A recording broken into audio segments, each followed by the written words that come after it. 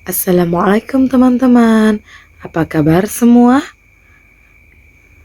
Ibu harap teman-teman dalam keadaan sehat walafiat serta dalam lindungan Allah Subhanahu wa taala ya.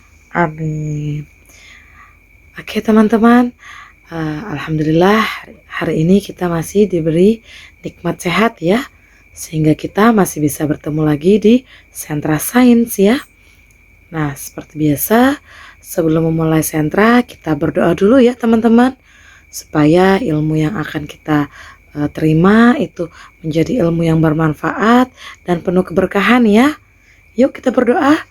Bismillahirrahmanirrahim. Rabbi zidni ilma warzuqni fahma birahmatika ya arhamar rahimin. Amin. Masya Allah, alhamdulillah di Sentra Sains pekan ini kita membahas topik yang baru ya. Untuk tema dan subtemanya masih sama ya teman-teman, yaitu temanya tentang ciptaan Allah, subtemanya tentang manusia. Hanya saja topik kali ini kita akan membahas tentang sistem indera ya teman-teman ya. Di pekan-pekan sebelumnya kita sudah belajar berbagai macam tentang sistem pada tubuh kita ya, termasuk organ-organ bagian luar dan dalam ya teman-teman ya. Nah sekarang kita akan bahas ke sistem organ tubuh berikutnya ya, yaitu sistem indera.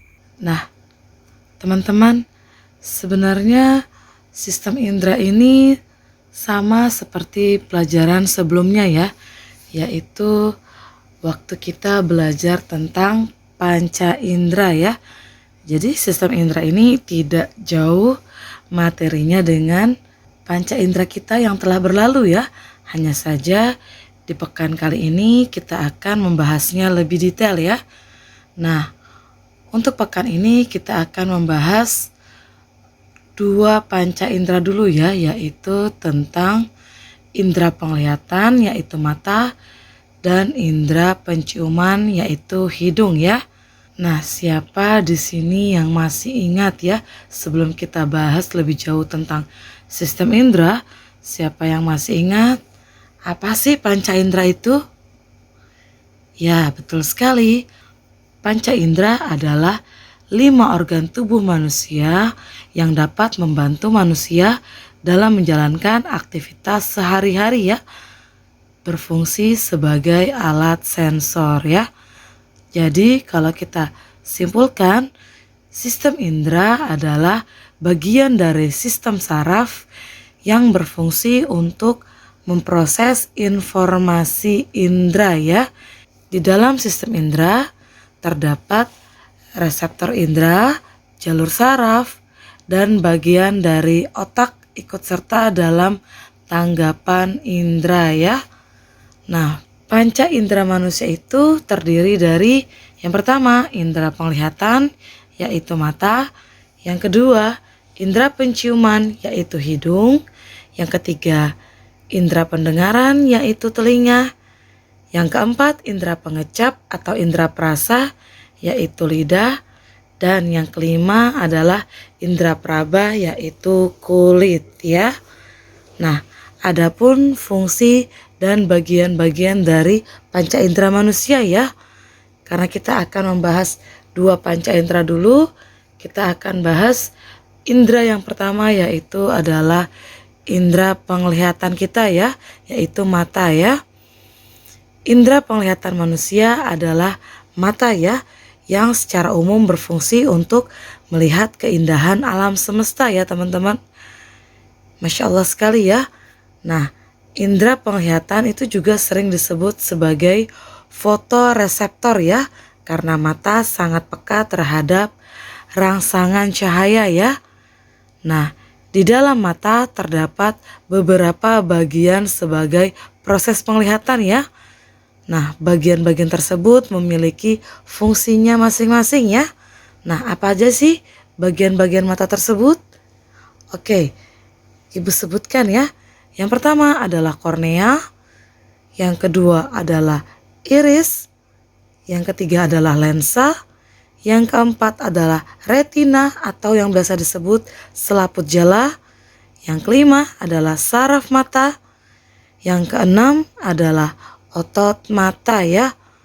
Nah, sebenarnya masih ada beberapa lagi ya teman-teman ya, tapi kita membahasnya untuk bagian mata yang menunjang proses penglihatan ini hanya sampai 6 saja ya.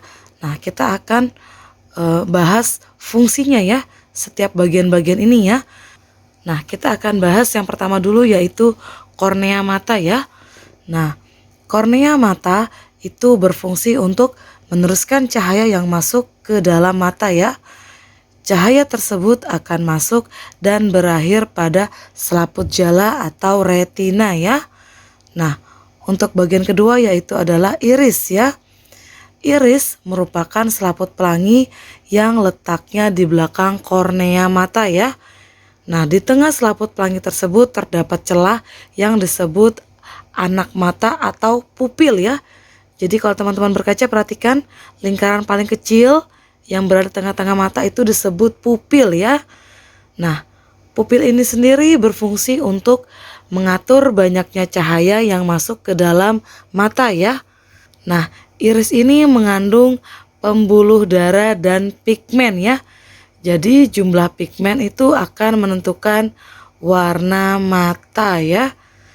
Nah, kita akan ke bagian mata yang ketiga yaitu adalah lensa ya. Nah, lensa ini berfungsi untuk memfokuskan agar cahaya yang masuk ke dalam mata jatuhnya itu tepat pada retina ya. Maka benda yang akan terlihat itu akan tampak jelas ya. Nah, lensa ini dapat menebal dan menipis sesuai jarak mata dengan benda yang dilihat ya. Nah, bagian mata yang keempat yaitu adalah retina atau selaput jala ya. Nah, retina atau selaput jala ini berfungsi untuk menangkap cahaya yang masuk ke dalam mata ya.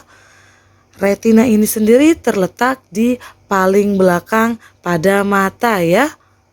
Nah, bagian mata yang berikutnya yang kelima adalah saraf mata ya. Nah, saraf mata ini berfungsi untuk meneruskan rangsangan cahaya ke otak ya. Jadi semua informasi akan dibawa saraf yang kemudian akan diproses ke otak ya. Nah, bagian mata yang berikutnya yang keenam yang terakhir adalah otot mata ya. Otot mata ini berfungsi untuk menggerakkan bola mata ya. Dengan adanya otot mata, sehingga mata itu dapat bergerak ke kanan, ke kiri, ke atas, dan ke bawah ya. Nah, kita akan pindah ke sistem indera yang kedua dari panca indera kita, yaitu adalah indera penciuman, yaitu adalah hidung ya. Indera penciuman atau disebut juga sebagai sistem olfaktori ya. Nah, sistem ini adalah sistem sensori yang berfungsi untuk mencium aroma ya. Nah, sistem ini juga akan menerima, memproses, dan menerjemahkan aroma yang kita hirup ya. Nah, panca indera yang satu ini juga disebut sebagai sensor kimia ya.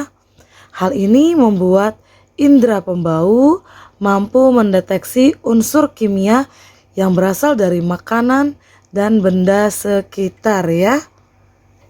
Nah, sel-sel dalam hidung yang disebut dengan sel olfaktori akan memproses dan meneruskannya ke otak ya, untuk diterjemahkan di otak ya. Nah, dari sanalah kita akan mulai mengenali aroma yang kita cium ya. Adapun gangguan atau penyakit yang bisa menyerang indera penciuman atau hidung kita ya. Yang pertama adalah flu atau pilek, yang kedua sinusitis, yang ketiga adalah anosmia ya. Anosmia ini itu adalah hilangnya kemampuan dalam mencium aroma secara total ya. Nah, anosmia ini sekarang ini sering viral ya teman-teman ya. Sering kita mendengar kata anosmia karena merupakan salah satu gejala terkena COVID-19 ya. Tapi anosmia ini tidak bergejala di semua orang yang terkena COVID ya, di orang-orang tertentu saja ya. Nah, yang keempat adalah hiposmia ya. Hiposmia ini adalah menurunnya kemampuan dalam mencium aroma secara parsial atau sebagian ya. Yang kelima adalah pantosmia ya. Nah, pantosmia ini juga sering disebut sebagai halusinasi penciuman ya. Jadi maksudnya seakan-akan kita mencium suatu aroma padahal tidak ada aroma apapun yang berada di sekitar kita ya. Yang keenam adalah parosmia ya. Nih, parosmia itu adalah berubahnya kemampuan menerjemahkan aroma yang biasa kita hirup ya. Contoh, kita kalau mencium aroma parfum kan biasanya wangi. Nah, kalau orang yang terkena parosmia, dia bisa jadi mencium aroma parfum itu seperti aroma bau yang tidak sedap ya. Nah, masih banyak lagi contoh-contoh penyakit yang menyerang indera penciuman. Nah, banyaknya fungsi hidung ini juga diakibatkan oleh hidung yang berhubungan dengan organ-organ lain seperti telinga dan tenggorokan ya. Itulah kenapa kalau kita ada gangguan di hidung, kita selalu diminta untuk datang ke dokter spesialis THT ya. THT itu ada singkatannya ya, telinga, hidung, dan tenggorokan ya. Nah, kita akan masuk ke bagian-bagian hidung ya. Nah, bagian hidung ini terbagi menjadi dua bagian, yaitu hidung bagian luar dan hidung bagian dalam ya. Kita akan bahas ke hidung bagian luar dulu ya. Hidung bagian luar itu terdiri dari pangkal hidung atau bridge. Yang kedua, batang hidung atau dorsum nasi. Yang ketiga adalah puncak hidung atau hip. Yang keempat, sayap hidung atau ala nasi. Yang kelima, lubang hidung atau nares. Nah, lubang hidung ini dipisahkan oleh tulang rawan ya, atau tulang nasal yang disebut septum ya teman-teman ya.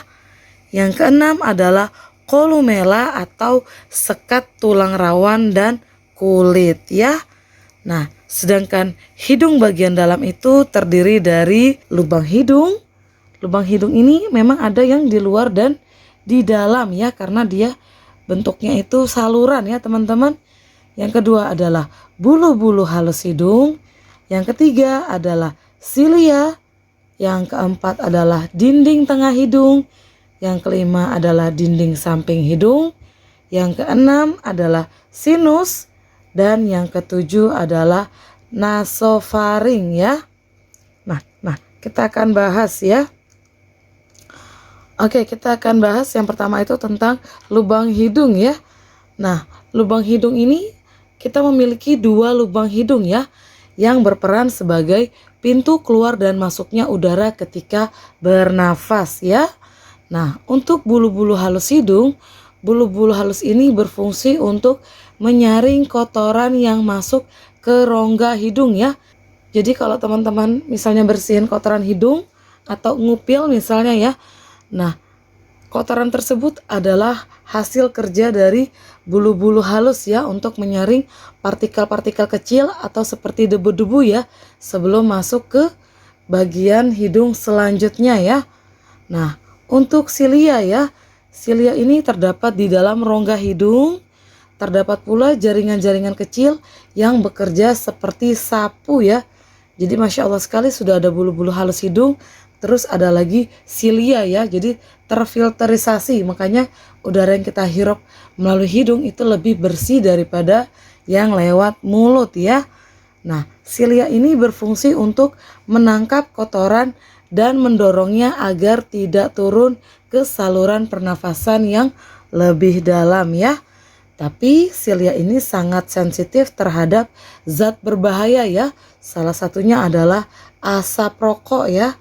Jadi fungsi silia akan terganggu jika terkena zat tersebut berkali-kali ya. Nah, bagian hidung berikutnya adalah dinding tengah hidung ya. Nah, dinding tengah hidung ini adalah di antara dua lubang hidung ya. Terdapat dinding tengah atau pemisah ya, yang dikenal sebagai septum ya. Nah, dinding ini terbuat dari tulang rawan ya atau tulang lunak ya. Nah, bagian hidung berikutnya adalah dinding samping ya. Hidung juga memiliki dinding samping atau sering disebut lateral ya. Dinding samping ini terdiri dari jaringan tulang dan pembuluh darah yang dikenal sebagai turbinat atau koncha ya. Struktur tersebut berfungsi untuk menghangatkan, melembabkan, dan menyaring udara yang kita hirup ya. Nah, bagian berikutnya adalah sinus ya. Sinus ini terletak di bagian tengah dahi dan di tulang pipi ya. Bisa diperhatikan gambarnya ya. Sinus ini dilapisi oleh mukosa yang memproduksi lapisan lendir ya. Jadi ketika lendir, kotoran, dan kuman terperangkap dalam sinus, maka dapat terjadi peradangan yang sering dikenal sebagai sinusitis ya. Nah, kita akan ke organ berikutnya yaitu adalah nasofaring ya. Nasofaring ini adalah bagian dari sistem pernafasan yang menghubungkan hidung dan tenggorokan ya. Jadi saat tersedak, nasofaring ini menstimulus rasa sakit pada hidung ya. Nah, cara kerja hidung yaitu udara yang dihirup dari lubang hidung akan membawa zat kimia seperti aroma ya. Udara tersebut disaring melalui bulu hidung ya. Kemudian zat kimia yang terbawa udara akan melebur bersama dengan lendir di dalam rongga hidung ya. Zat kimia kemudian diterima oleh sel olfaktorius ya, yang peka terhadap rangsangan bau berbentuk uap dan gas ya. Nah, informasi rangsangan dibawa oleh saraf olfaktorius ya menuju ke otak. Nah, di otak akan mengartikan informasi sebagai aroma yang tercium akan terdeteksi ya. Nah, dari sini Ibu harap teman-teman sudah mulai memahami materi yang Ibu berikan ya. Jika ada yang kurang jelas, silakan bertanya pada saat recalling atau minta bantu kedua orang tuanya atau pendampingnya di rumah untuk menghubungi Ibu via WhatsApp ya. Oke teman-teman, sebelum Ibu akhiri, seperti biasa, pastikan teman-teman ya, lagi masa pandemi virus corona ini, pastikan kita menjaga kebersihan dan kesehatan ya dengan menggunakan masker, sering mencuci tangan ya, membawa hand sanitizer, dan pastikan di rumah saja ya. Yuk kita bantu doa dan kita lawan virus corona ini dengan menerapkan pola hidup bersih dan sehat ya. Oke teman-teman, kita tutup dengan kafaratul majelis. Subhanakallahumma wa bihamdik, asyhadu alla ilaha illa anta, astaghfiruka wa atubu ilaih. Walhamdulillahi rabbil alamin. Amin. Assalamualaikum warahmatullahi wabarakatuh.